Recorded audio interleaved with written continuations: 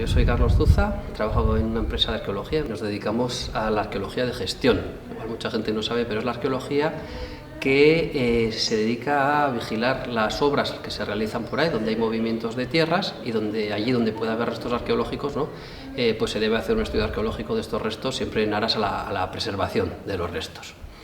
Pues hemos trabajado en muchos sitios, así sitios un poco relevantes que puedan parecerse a este castillo de Butrón, que no hay muchos desde luego, pues pueden ser, no sé, el castillo de Olite o la catedral de Pamplona en Navarra, otros castillos como Santa Cara.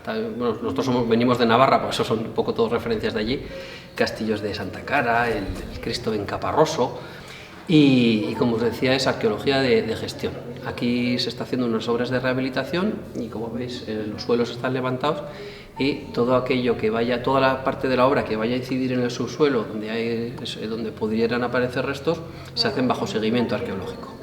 De hecho, primero se hace una serie de sondeos, por aquí ya podéis ver alguno, ¿no? Una serie de sondeos preliminares a que empiece la obra para ver qué restos hay en el subsuelo, qué es lo que se puede conservar, y a partir de ahí ver si en el momento de ejecución de la obra se puede primero y hasta dónde se puede hacer excavaciones, y después esas excavaciones que no vayan a alterar a los restos que se preserven o que las alteren de la menor forma posible.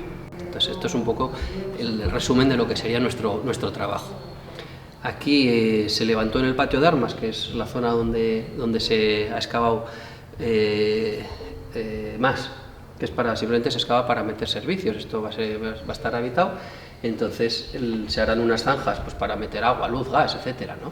Este tipo de cosas, como en cualquier obra, y lo que hicimos fue levantar todo el suelo y empezar a ver qué es lo que podía haber. De manera muy resumida, lo que hemos podido encontrar aquí es un foso. Se está muy bien porque el castillo de Butrón tiene una muy larga historia, pero también una muy desconocida historia, ¿no? Entonces hemos encontrado un foso que está ahora mismo hacia el interior del castillo, ¿no? Está dentro de la cerca medieval que podemos ver ahora mismo desde fuera, son estos grandes torreones circulares tan característicos. Entonces este foso es previo a todo eso y de lo poco que se conservaría de la primera torre original. Brevemente, la historia del castillo de Butrón hemos comentado que en realidad es muy desconocida, la plena Edad Media, que tampoco sabemos tanto, y un esquema así de la evolución del castillo en el tiempo sería que los Butrón son desde siempre una familia importante, ¿no? Dentro de Vizcaya, y en todo el contexto de las guerras banderizas. Ellos son pues una de las familias principales, ¿no? Y sabemos que tenían que tener una torre, casa fuerte o palacio, como les llamaban en la época, que lo que indica sería pues una casa algo mejor defendida, que muy posiblemente la construcción fuera en madera. Sería más o menos pequeña, una torre, solamente unas plantas de 8×8, una cosa así, algo en altura, y la manera de defender estas casas pues muchas veces era excavarle un foso perimetral. Entonces le excavas el foso, muchas veces con la tierra del foso hacían una pequeña mota en el terreno, ganaban algo de altura y encima ahí construían torres de madera. Estos más o menos lo hacen desde el siglo XI, XII y hasta en algún momento del XIII, que es este tipo de fortalezas defensivas que llegan un poco hasta esas épocas. Hay mucha documentación en la que hablan de que cuando hay algún tipo de batalla o lo que sea, lo que se busca es quemar o incluso talar, hablan de talar la torre del enemigo, con lo cual ellos evidentemente sabemos que eran de madera, directamente eso es intentar tirarle la torre mediante tala. Luego, a partir de las mediados del 13 o lo que sea, más o menos, mediados del 13, las guerras ya banderizas se recrudecen, empiezan a ser ya eventos bélicos más importantes y se empiezan a hacer ya estos edificios en piedra. Entonces, esa primitiva torre en piedra ha desaparecido completamente. El foso que hemos encontrado nosotros, que posiblemente sea también de esta época, mediados del 13, muy posiblemente, es lo que nos da un poco la certeza de la existencia de esta torre exactamente en este punto, ¿no? Y después la evolución de todo esto sería que hacia mediados del siglo XV, bueno, hacia 1480 sabemos que se hace la actual barbacana, que es esta muralla perimetral exterior del castillo que todavía conserva, y se colmata este foso del 13, ¿no? Entonces ahí tenemos la evolución de esa torre de madera que se hace en piedra. El foso lo hacen en ese momento, un poquito antes, un poquito después, no podemos saberlo, y luego ya a finales del siglo XV, en 1480, se colmata este foso, se hace esta muralla exterior, una gran muralla exterior, tiene 4 metros de espesor, tiene unos cubos circulares enormes, tiene unas aspilleras preparadas para artillería. Es una obra muy grande, con muy poco sentido militar. Y bueno, lo que hacen es transformarlo, el castillo de Butrón y un poco todas esas antiguas torres banderizas que hay por todo el País Vasco, se transforman en explotaciones agropecuarias. La gente empieza a vivir, estas familias empiezan a vivir ya del campo, porque tienen muchas posesiones. En el campo empiezan a vivir de agricultura y de ganadería, y estos antiguos castillos los van transformando en explotaciones pecuarias. Esas características militares, que así como en el 16 ¿cómo se dice? Las construyen un poco a lo bestia, por así decirlo, de una manera un poco técnica, ¿no?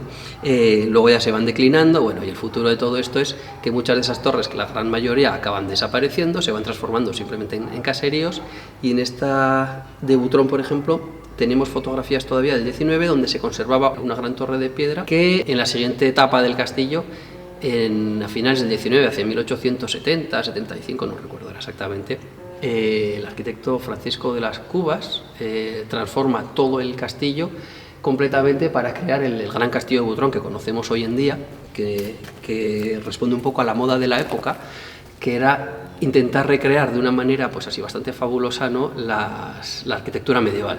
Entonces lo que hace es, en eclecticismo, que se llama, que es juntar pues muchas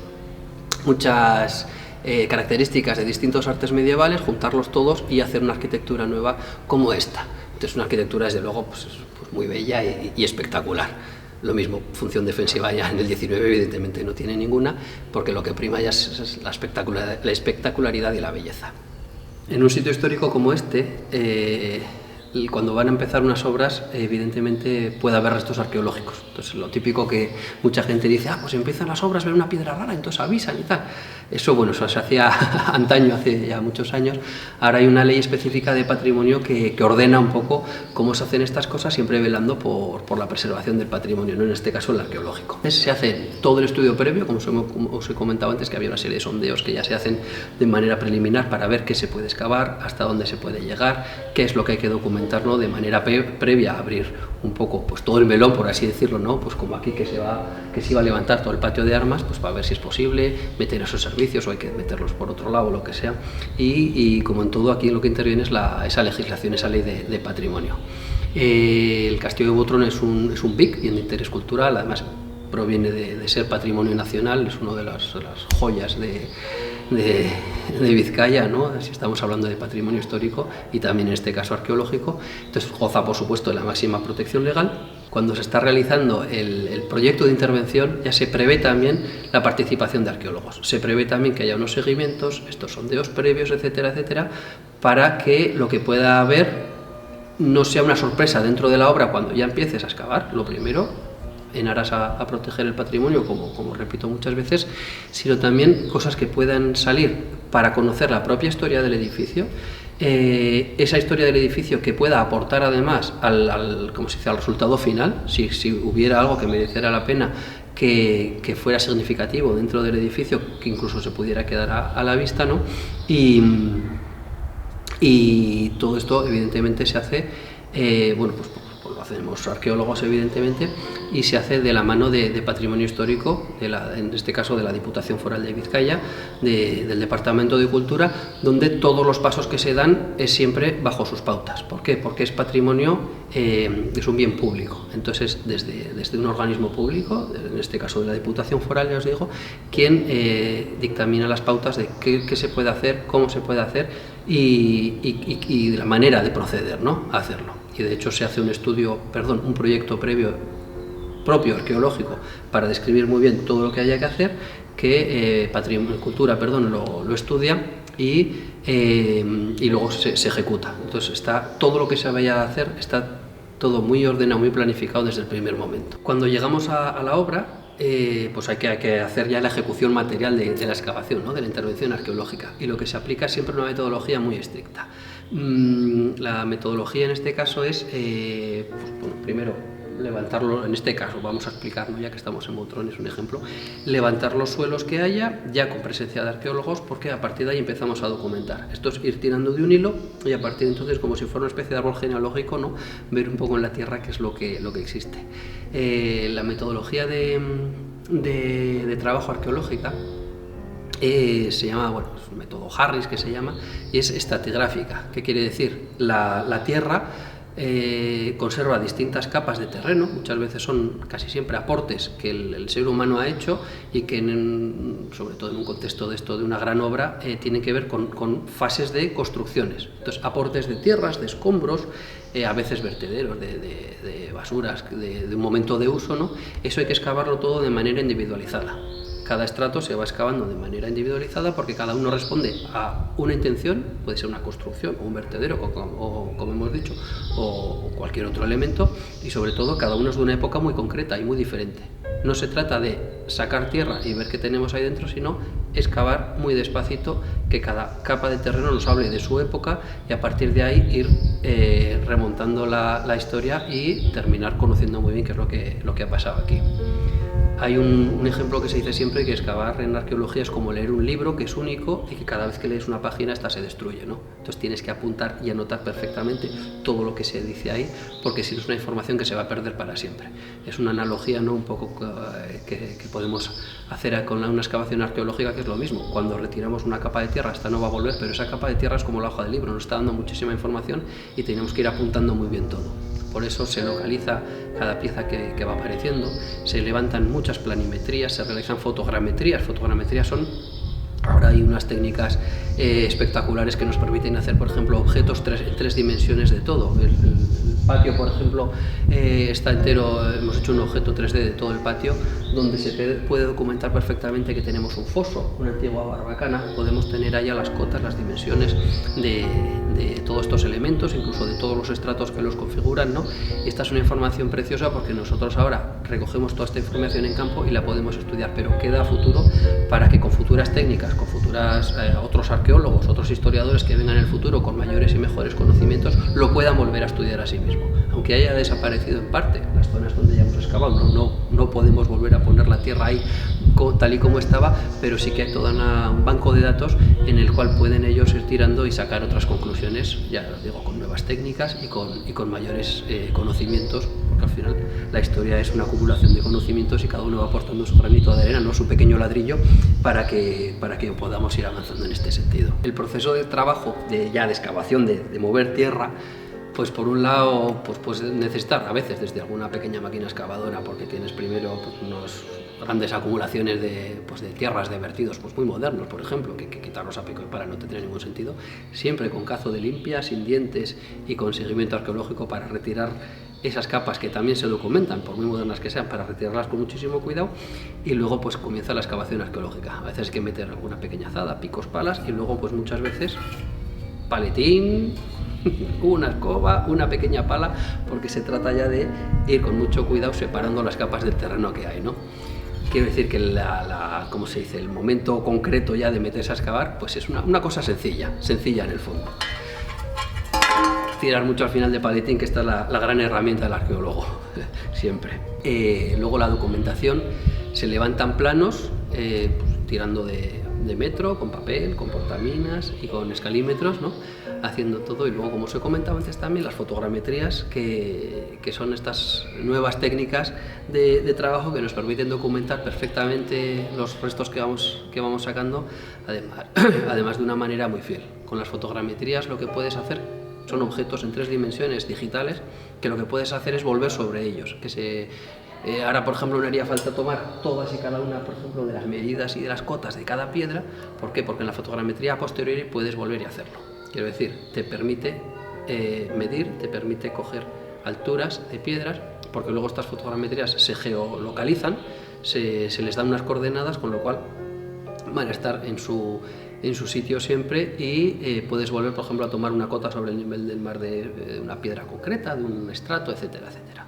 Entonces esto sí que es un poquito ya más, una tecnología un poquito más desarrollada, pero la que nos permite estudiar a posteriori todos los restos que vamos encontrando. Aquí tenemos otro de los grandes aliados de los arqueólogos, que esto es un jalón, es una baliza que se pone para hacer todas las fotos, que es nada, es una barra de 1 metro con separaciones de color de 10 centímetros cada uno, y su función es, por ejemplo, si vamos a hacer una fotografía de un muro, se coloca ahí y te evita mucha palabrería a la hora de escribir el muro.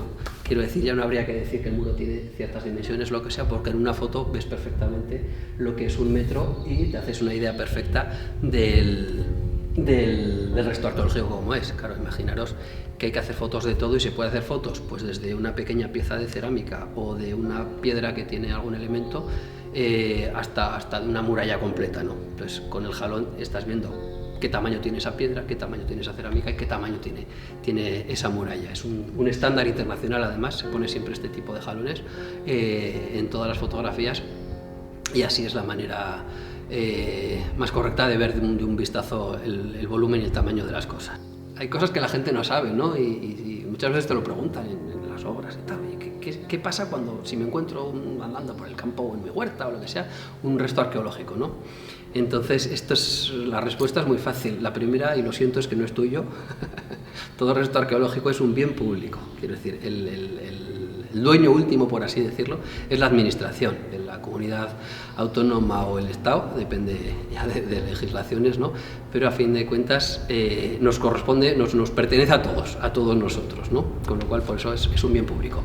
Es tan importante ese resto arqueológico que por eso no puede tener un único dueño. Y de ahí viene a que siempre, como pasa en esta excavación y como pasan todos y cada uno de los restos que se recuperan, se recogen, se documentan, por supuesto, se estudian y acaban siempre en los almacenes del museo arqueológico de la comunidad autónoma en la que se encuentra, en este caso aquí en la Comunidad Foral de Vizcaya, la Diputación Foral de Vizcaya, porque al ser públicos son objetos que alguien puede ir y estudiarlos, puede ir a verlos, a reconocerlos, a tocarlos y a estudiarlos, y estos almacenes de los museos no dejan de ser archivos o bibliotecas que en vez de tener libros o documentos tienen piezas, tienen restos arqueológicos.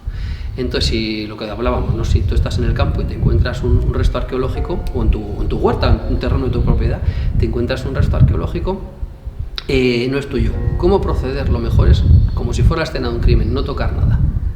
Lo que te pide el cuerpo, evidentemente, es empezar a revolver qué es lo que puede haber ahí, ¿no?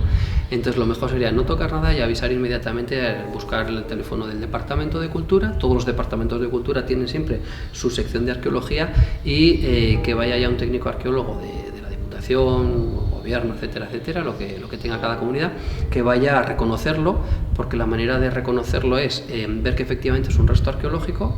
Se puede entonces hacer alguna pequeña intervención pues para ver sobre todo el área que ocupa, igual un poco la estratigrafía que tiene, para tener las cronologías claras. Bueno, se puede hacer una pequeña peritación, por así decirlo, de qué es eso, en aras a protegerlo, fundamentalmente.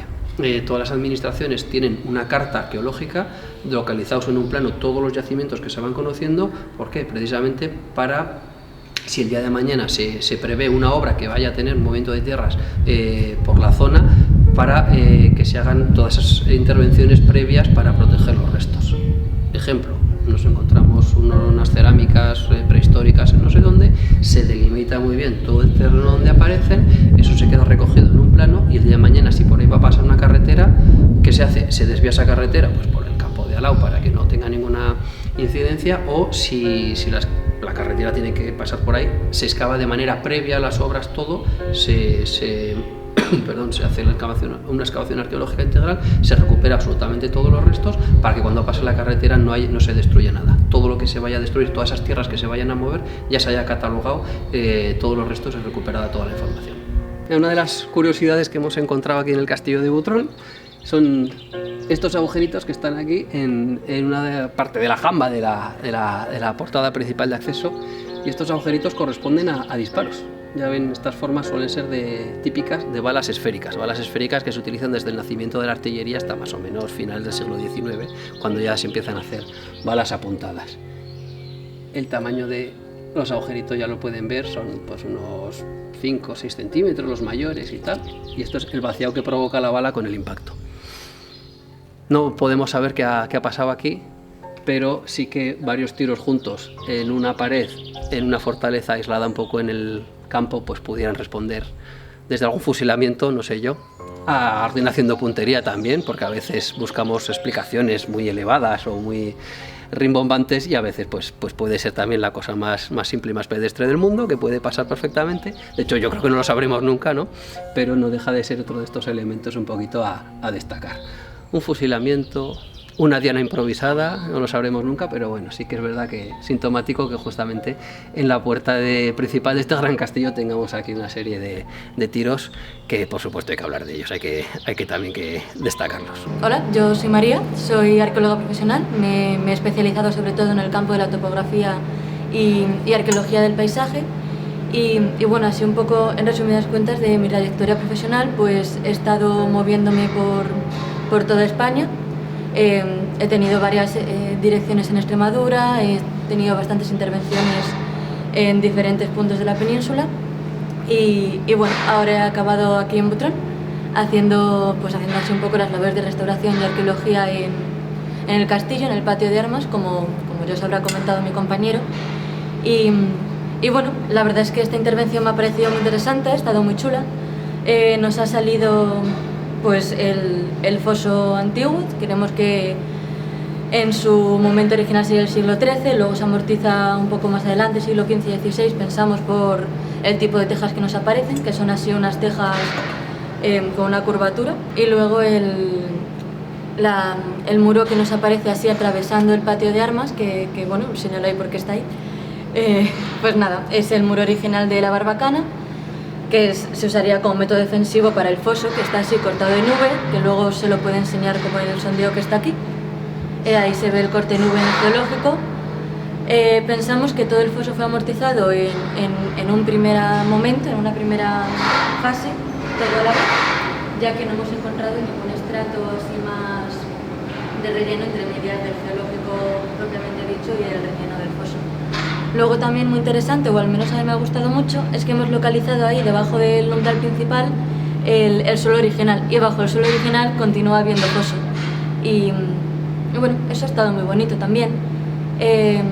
Bueno, todo esto viene a razón de pues, las obras que se están aconteciendo aquí, como ya he dicho. Entonces pues se levanta el suelo porque se van a hacer unas zanjas para las instalaciones de